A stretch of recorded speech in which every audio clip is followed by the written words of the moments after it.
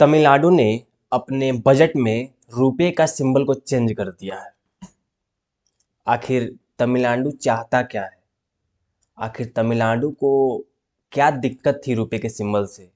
क्या तमिलनाडु रुपए की सिंबल को बदल सकता है? क्या एक राज्य में इतना पावर होती है कि वो एक भारत राज्य का जो सिंबल है, पूरे अंतर्राष्ट्रीय लेवल पे जो उसका पहचान है, उसके रुपए का पहचान है, उसको बदल सकता है? आखिर तमिलनाडु ऐसा क्यों किया? उसने रुपए का सिंबल क्यों बदला? तमाम सवाल आपके ज़हन में बन रहे होंगे।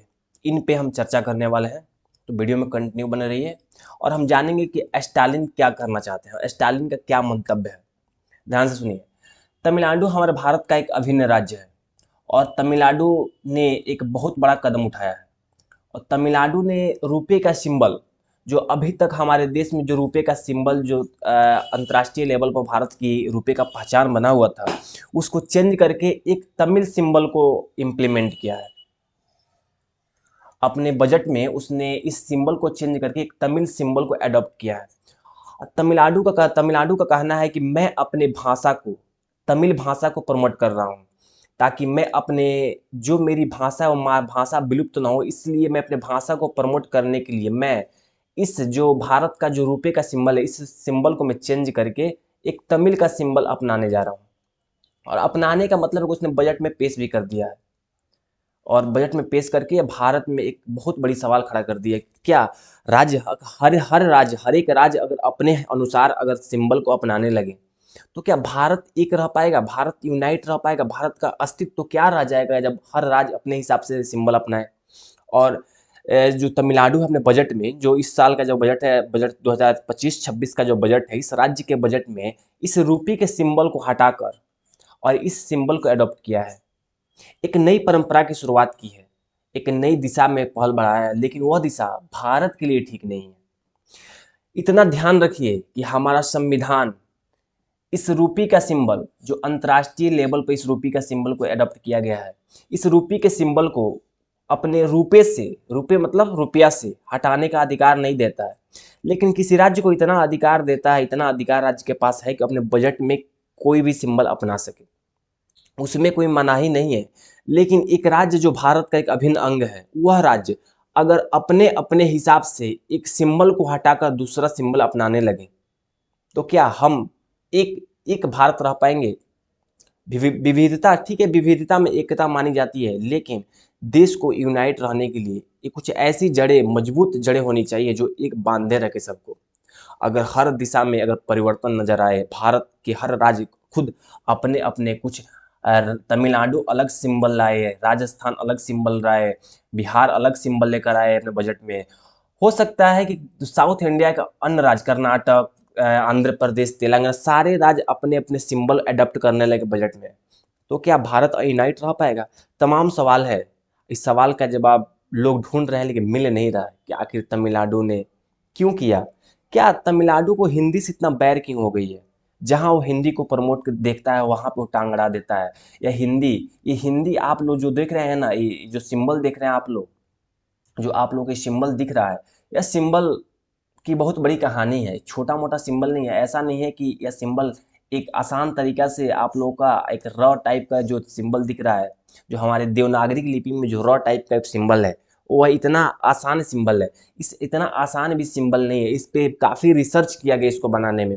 ऐसा नहीं है कि हम अपने आर जो रॉ है उसको उठाएं और सीधे लाकर पटक दिए और सिंबल तैयार हो गए। इतनी भी आसान नहीं थी। इस पे बहुत सारी चर्चाएं, बहुत सारी मीटिंग, बहुत सारे सोच समझ के सिंबल बनाया गया है। मैं आप लोगों की सिंबल्स के बारे में बताता हूँ। यह सिंबल इक्वालिटी को दर्शाता है। जो हमारे रुपए का सिंबल है, जो अंतर्राष्ट्रीय लेवल पर जो रुपए का सिंबल को अडॉप्ट किया गया है, जिसने तमिलनाडु ने जिसको इसको खारिज कर दिया इस सिंबल को, यह सिंबल इक्वालिटी को दर्शाता है। इतना ही नहीं, जो ये सिंबल है, मैं आप लोगों को दूसरा सिंबल दिखाना चाहूँगा, थोड़ा सा ध्यान से देखिए।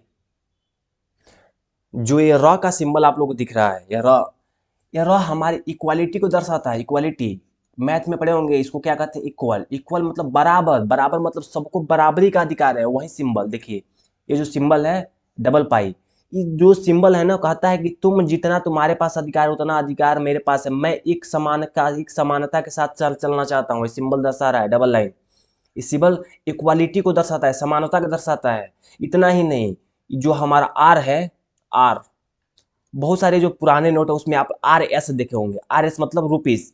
अंतर्राष्ट्रीय लेवल पर अन्य विदेशों में हम ऐसे यूज करते थे, उन लोगों को समझ नहीं आता तो भाई तुम आर के साथ एस क्यों लिख रहे हो, कौन सा मतलब है, मतलब रुपये, रुपये को हम लोग, रुपीस को हम लोग एक एब्रिविएशन लेटर में छोटा करके आर एस लिख देते थे, लेकिन चलेबुल नहीं था।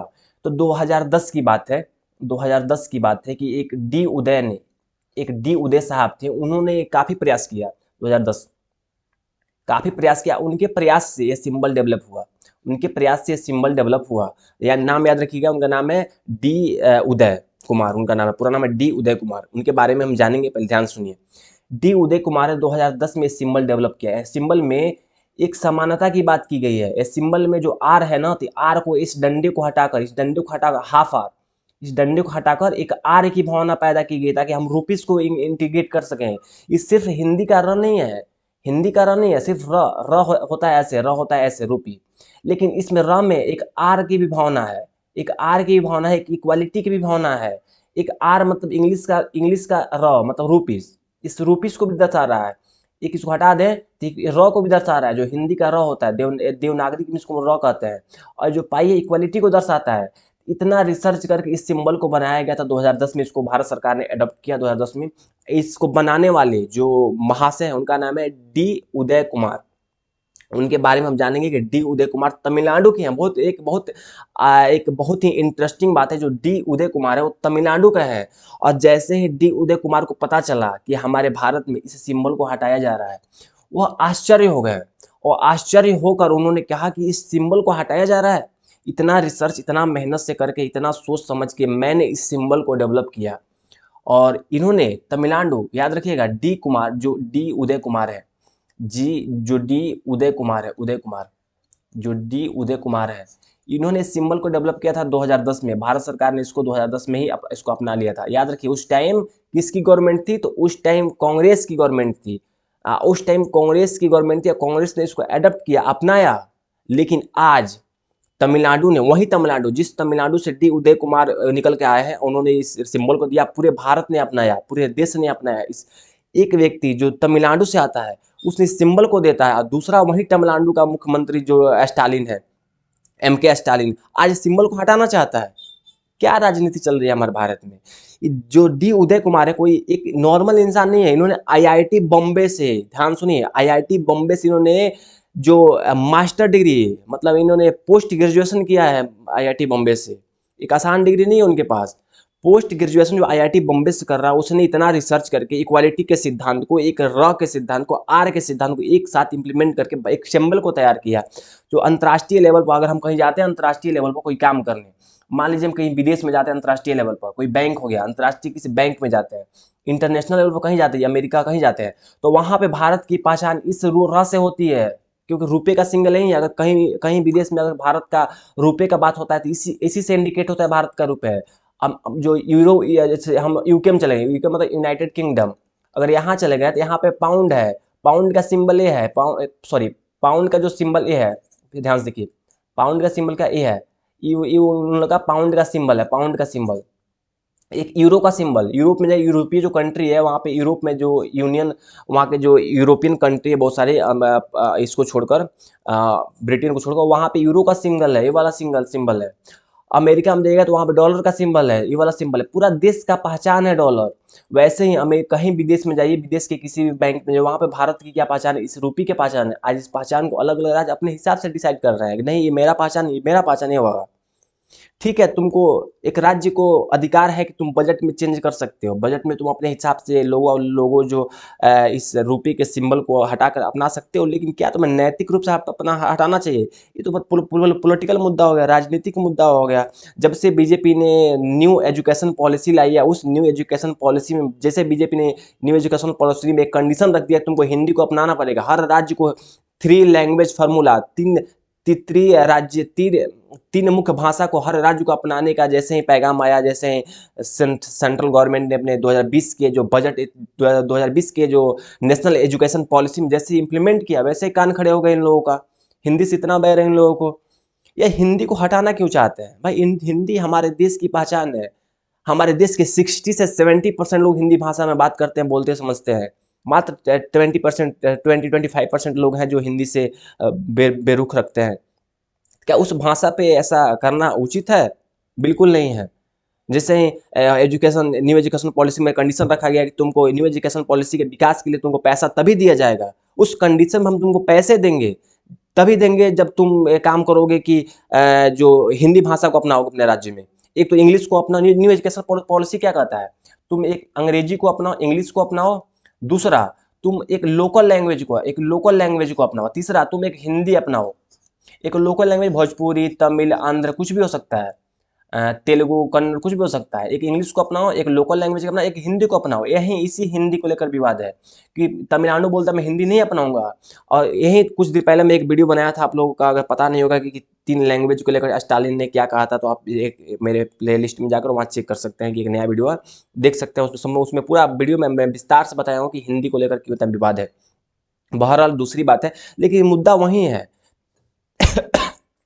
सॉरी, तमिलनाडु क्या चाहता है? तमिलनाडु यही चाहता है कि वह थ्री लैंग्वेज फार्मूला पे थ्री लैंग्वेज फार्मूला का विरोध कर रहा है। जहां जहां उसको हिंदी को विरोध करने का मौका मिला वहां कर रहा है।